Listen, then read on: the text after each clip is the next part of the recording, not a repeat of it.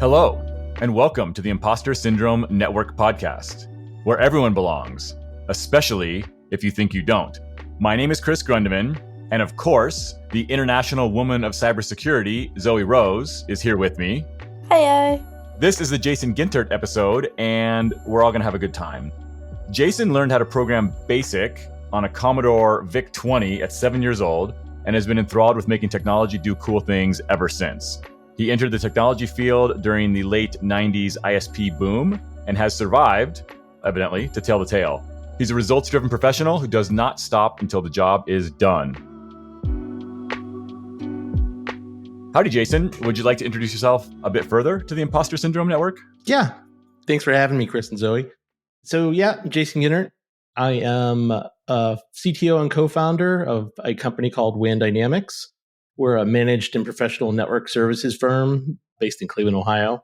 And in addition to that, I'm a volunteer at the Ohio Internet Exchange and do some work with the U.S. Networking User Association as well. So I keep myself busy over here in Cleveland, Ohio. Awesome. We're going to dig into most or all of that, depending on the time we have today and how fast we go through it. But first, I want to start kind of right at that beginning point there. It sounds like we had a fairly similar experience with computers early on, although I was weaned on a Texas Instruments TI-99 4A, which I think this was a computer that they tried to sell for $100 and then went out of business, essentially like 2 years later.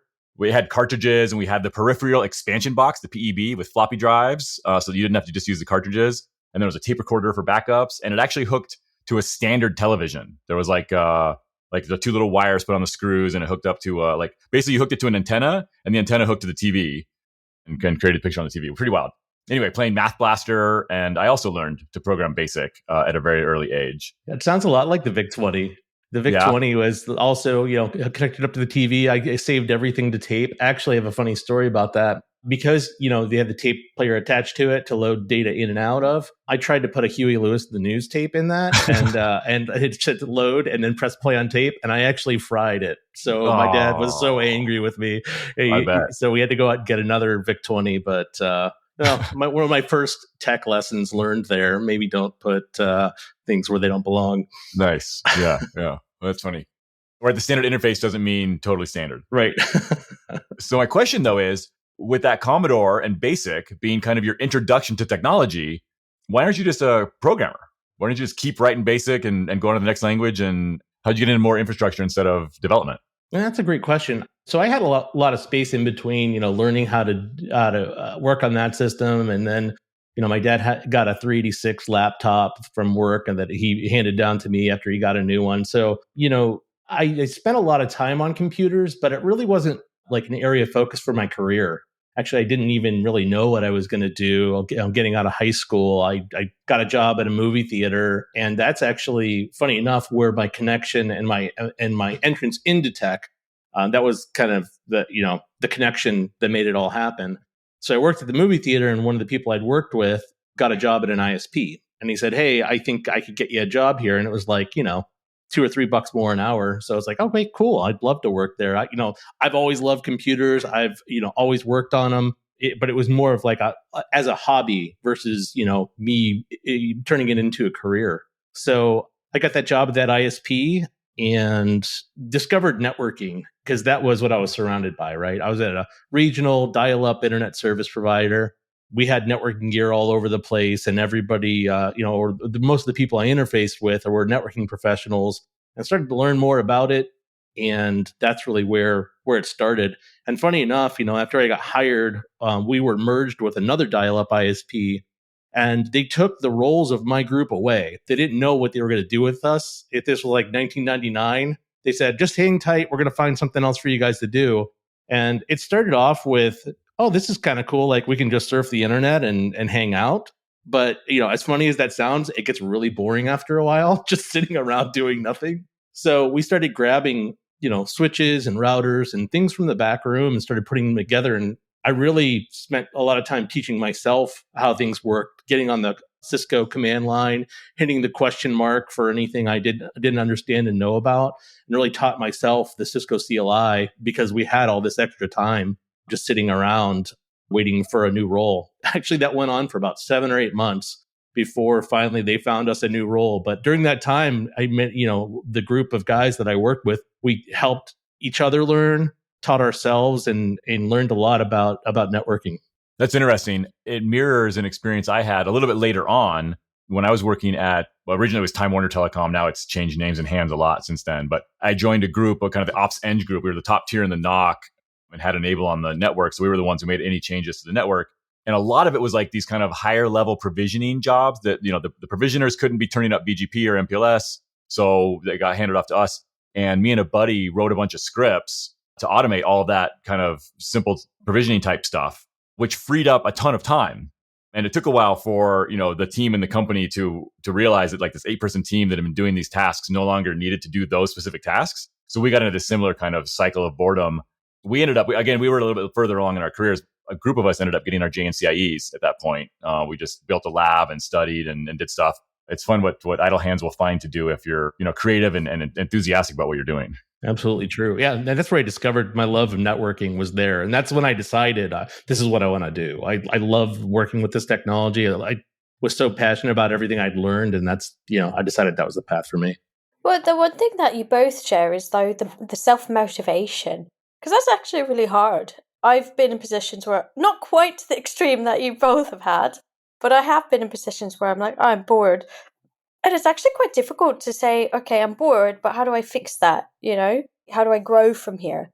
And I'm interested in how, for yours, it was what you said, 6 to 8 months or something. How did you keep that motivation throughout that as well? For me, I think that was what was around was network equipment. And it was kind of the folks that I was working around, they all had understanding of networking and had done networking, so could get me up to speed on the technologies and some of the concepts. So for me, it was just happened to be there. And I just, the more I learned, the more I loved about it. And it actually became, for me, more than, anything job based. It became like a pursuit, something that I actually was interested in, to the point where I was taking some of that kit home and building out a network at my house. Like it became like, in addition to the career, became a bit of a hobby as well. Interesting. That does sound really fun, to be fair. I've done very similar.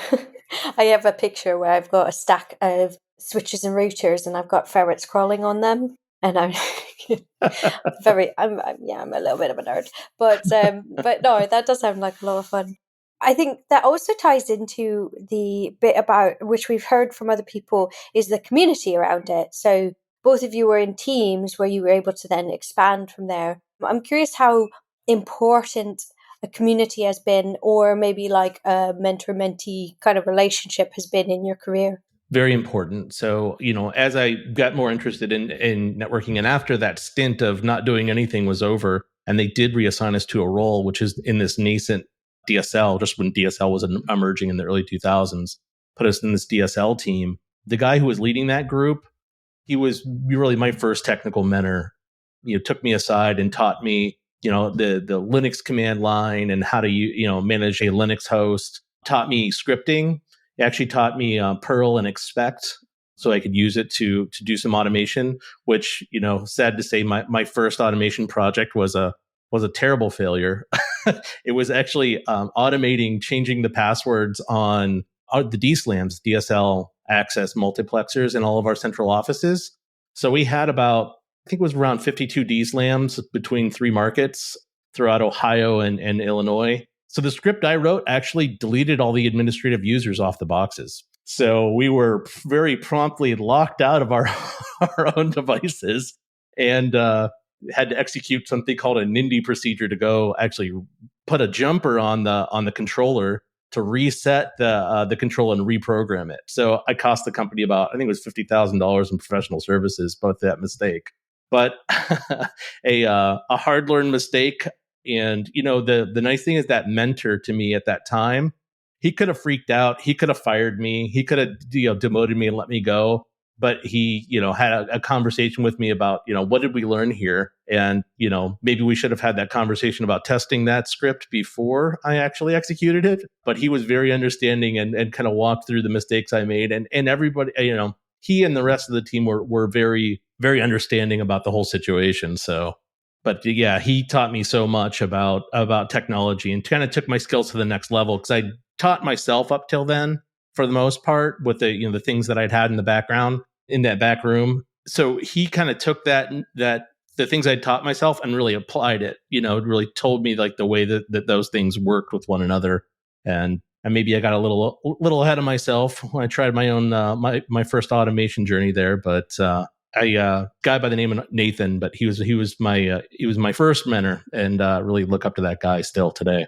That's awesome. That's great to hear. And the personal experience side of it as well, right? I mean, the mentoring is great, and it's good that you found that. And I think the only thing we can do is try and be those mentors for kind of the next generation of folks as much as possible. But even that personal experience, right? I mean, almost every kid, I don't know, I'm making this up maybe, but gets burned by the stove once. You got like our fire, whether it's a campfire or a stove or something, right? The kettle on. And one time you're like, okay, you know what? I need to pay attention to when things are hot. And then from then on, you know the risk, and maybe you test a little bit more, use the back of your hand to get close to something, that kind of thing. And the same thing with automation and scripting and anything else, right? I think. For sure. Yeah. And then, so from that, right, early experience where you do some automation, you blow away all these admin. I mean, at least you didn't take the network down, right? You just locked yourself out, which is, just couldn't make any changes. Right. Rough, but not terrible. So, and now, I think on your Twitter profile, it says net DevOps minded with a sorted NetOps past. So I'm guessing that's a little bit of the sortedness of the NetOps past. What's that journey look like to net DevOps now, though? So, I mean, a lot of what I do today is actually not as hands-on as it used to be. Like being in the role that I'm at in my company, it's mostly hiring the right people to do a lot of that work. But I mean, man, things have come a long way since Expect and Perl. Now with all of the Ansible tooling and all of the great platforms and frameworks that we have as network engineers. Man, it just blows my mind the things that you're able to do with programmability and automation today, leveraging APIs and tying all that stuff together. So, for me, it's more about the big picture and helping walk customers through that sort of thing, and then having my team execute it. But I think, some of the things that I learned back then about how I could take this task that would have taken me, maybe 5 minutes per box on the command line, and I could do it in like 10, do all of the devices by having a script that ran out and did that, really planted that seed for me about how important that was going to be. And now I just feel like it's that to the nth degree. It's, there's so many platforms and tools to use. And for us, it's educating our clients about the possibilities there and taking some of those mundane tasks and repetitive tasks and automating them away just to make their workflows easier. Like you talked about, Chris, with your team, you guys did that and you freed yourselves up to, further yourselves. You got your JNCIE and learned a lot more about Juniper platforms. I feel like we're doing that for our clients, and that's really where the whole automation journey comes in, is freeing them up from all the mundane to do better things. Yeah, that's true. And also, the one thing that I never considered in my career was giving yourself the space to be creative as well. So you automate the simple tasks, you automate the stuff that's repeatable, but then that gives you the time and the capacity to actually innovate and build new solutions and build more effective workflows. I know that sounds super boring, but it's actually really fun. And I've never really realized that I really enjoy that. So I think that's cool that you have like the background in the development, your background in networking, and you're able to combine them and be more effective. Yeah, it's really, really paid off for me, for sure. I mean, and you're right. That is so invaluable, giving people the time and space to sit back and think more about the business too, not just be caught up in the quagmire of all the technical things, but learn more about how the business operates and ways to improve the business on the whole. Yeah. Well, and when engineers are scrambling to just get their job done, customers become distractions, right? And if you can free up some of that stuff, then all of a sudden they have all this time and energy to focus on customers and all those challenging problems and fun stuff and figuring out new ways to do things. And yeah. Just +1 to everything you guys said. Yeah. Well, removing that panic and that sense of, you feel more relaxed and able to experiment. Maybe not lock yourself out and cost $50,000. I was going to say euros, but no, for you it would be dollars. But I mean, It's a learning experience, that's for sure. Learned a lot. One thing I also want to touch, I know we already mentioned community, but I want to talk again about community when you're a board chairman and co-founder of, I'm going to say this wrong. No, I'm saying it right. I'm going to read it. US Networking User Association. And from my understanding, that would be basically a community of networking persons. You got it. Yeah. So it actually started out as the Ohio Networking User Group. Back in 2017, we started that group. The way we structured it was getting network engineers together to come talk about the problems we face. Maybe someone would have a presentation on not a vendor specific technology, but open technologies in the networking space. And then we'd have panel discussions. So we did these throughout Cleveland, Ohio, Columbus, Ohio, Cincinnati, and kind of bounced around the state and had one periodically, usually every quarter. And then during COVID, of course, we had to stop doing those. So, and during that time, we sat and thought about it, and we built we built a pretty good format, a pretty good template for putting on these sorts of events. And the community was growing. I think, when COVID hit, we had about 2,500 members, and our largest events, we were getting about 120, 130 people to like the Cleveland events. So we decided, hey, why don't we open this up? Because we had other adjacent, friends in other states asking, hey, how can I do this where I'm at? So we took that template and we kind of bottled it. And now we have an organization called the USNUA where there's multiple chapters now. And actually, I'm remiss, but I couldn't even list them all off at this point. We've got about, I want to say between 15 and 20 that we're working on.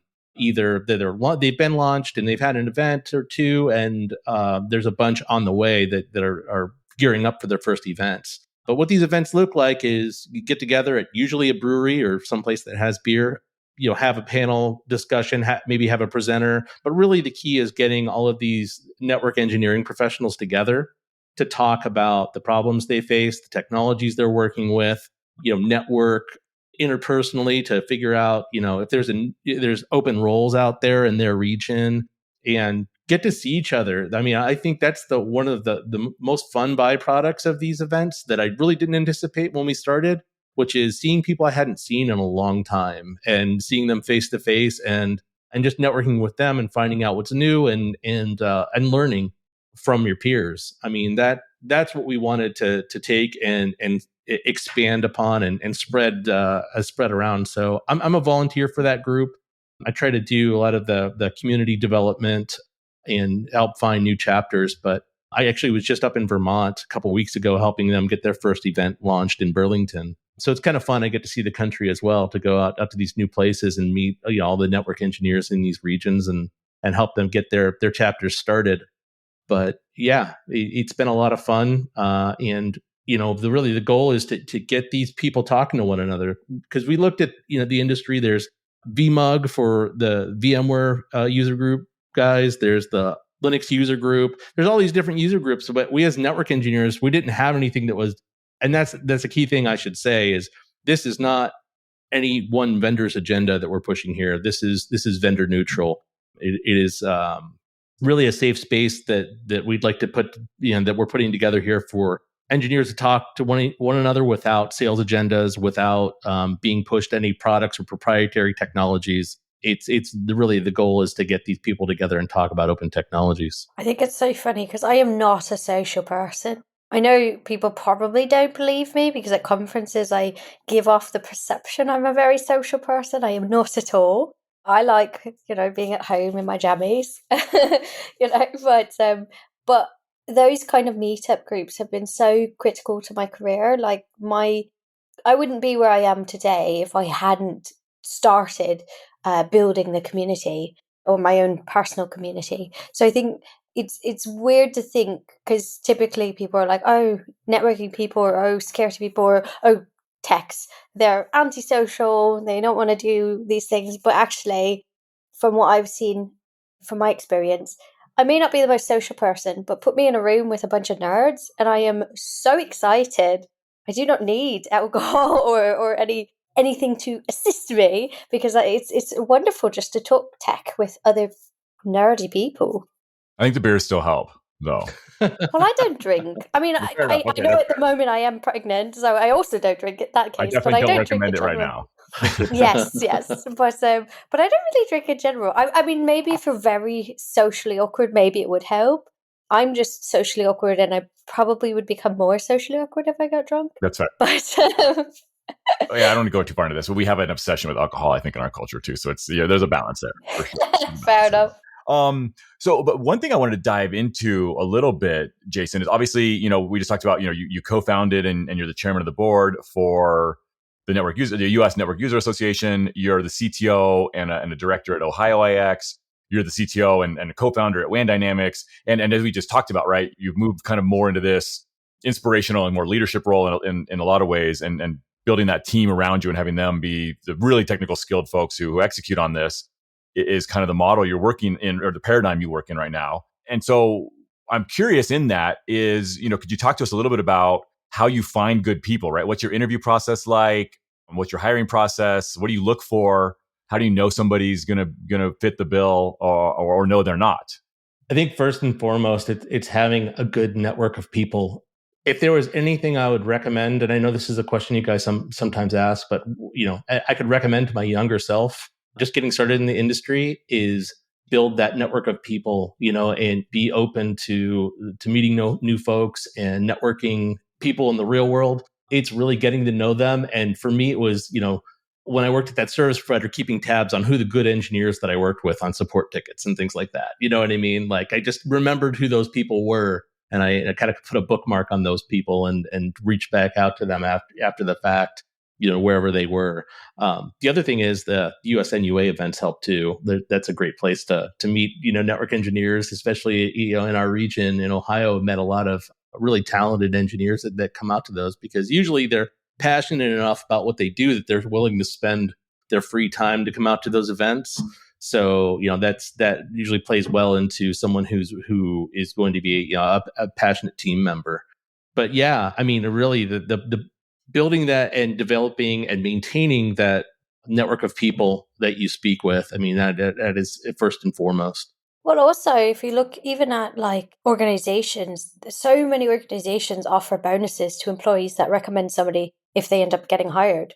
So, like, at the end of the day, even if I don't work with you, but I've met you through some community, maybe down the line, you'll have an opportunity to me and you'd recommend me because one, you'll get a bonus, but two, you know that I'm not rubbish. Well, theoretically. Yeah, that's absolutely a great method. It's that people network. That's the most important place to find those folks. So you did mention earlier that you're not as hands-on as you previously were. That's kind of a topic we talk a bit about a few times, but I'm curious why you took that direction and if it was something that was kind of just naturally you had to due to the roles, because I see a lot of like quite senior roles going on, or was that something you consciously decided? I think for me, it was actually my engineers. I'd gotten rusty enough that they said, you know what, Jason, we got this. Step back, just keep your hands out of it. If you're not going to do it the way we do it, then just step away, please. That's part of it. And then, yeah, really a lot of what I'm doing administratively in the business these days is, planning around taxes and raising money. And, it's all of that stuff that's really taken me away. And it's funny that to get my hands dirty again, that's why I volunteer for the Ohio IX, because I really get in there and go back to programming interfaces and working with some APIs there with a platform called IXP Manager that automates a lot of what we do in the IX world, because I could do that without my employees giving me grief, honestly. Totally fair. That makes sense. And it's really, really tough to be able to zoom out to the 30,000 foot, 100,000 foot, whatever, distance from Earth we're talking about, to kind of look at the big picture and run an organization, run a business, even architect a technical system, and still be able to zoom back in and, find that missing comma in the API call you're trying to, get through. I really, really respect folks who have been able to kind of do both, like yourself, right? I mean, I think doing the OIX stuff and volunteering to keep yourself technical, I do the same thing. I try to find different projects where I actually work at different levels in different projects these days, because doing it all in one place, it seems harder somehow than being at a high level over here and being like down in the nitty gritty over here. For some reason, it works that way. But if I horizontally spread it out as well. I don't know if that makes any sense. I think you might have some of the ADHD that I do, Very where possible. I just can't stay focused on that one thing for too long. Very, very possible. Well, speaking of, being a little hyperactive, we've done it again. I think we've run out of time here. Jason, we've talked about a bunch of stuff you're working on. Are there any specific projects or causes you want to kind of highlight or underline for the Imposter Syndrome Network? Yeah, first and foremost, I'd say check out the USNUA. So that's usnua.com. Find out if there's a chapter near you and get involved if you're interested. Those in the Ohio region, Ohio Internet Exchange, so ohioix.net. So that's a place where I'm a volunteer doing what we can for connectivity and users to get them closer to content in Ohio. And then WAN Dynamics, which is my day gig. If anybody needs help with their network to make it better, that's what we do. Awesome. There will be links to all of that, as well as your Twitter and your LinkedIn if folks want to kind of reach out and learn more, or maybe try to chat with you in the show notes. So you can look there if you want to find those folks. Yeah, Jason, thank you for sharing your story with the Imposter Syndrome Network. And thank you to all of our listeners, everybody out there, for your time, your attention, and your support. If you found this episode insightful or interesting, or even just entertaining, please consider paying it forward by letting others know about this show and the great guests we have on. Before we shut everything down, Jason, I'm curious, we didn't actually touch on, imposter syndrome directly, which often we don't, but I wonder if maybe it's a two-part question. If you ever feel less than, or like you're in the wrong place, or like you don't belong, or like you're not smart enough. And if the answer is yes, I wonder what you do with those feelings and how you deal with that imposter syndrome.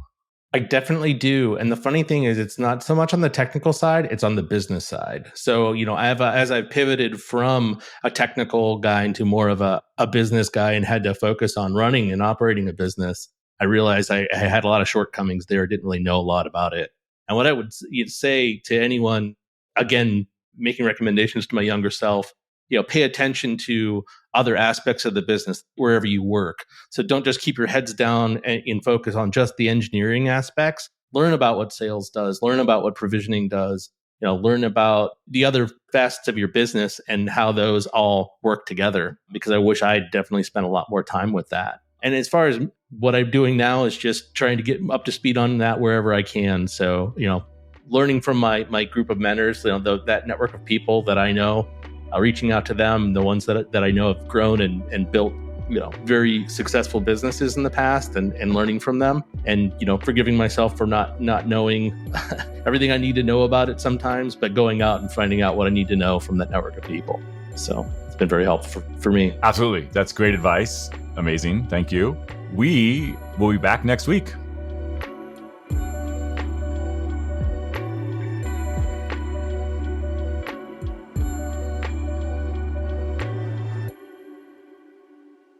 Is it Gintert? Correct. Gintert. Okay, perfect. You got it. So many people I know online primarily, and then I go to talk to them. It's true with other words too, not just names, like any word, like a bestiary. Is it a bestiary or a bestiary? Me and my wife were debating last night whether it's bestiary. So anyway, same thing, right? These words you only see online, and then you're like, oh, I have to actually say this out loud. I have no idea how to pronounce the actual sounds here. Sure. Well, according to my Google, it says bestiary. And that's how you pronounce it? According to the Google. Oh, we're not going to tell my wife that. We're going to let me be right. That's slide. Fair enough. I'm not going to comment.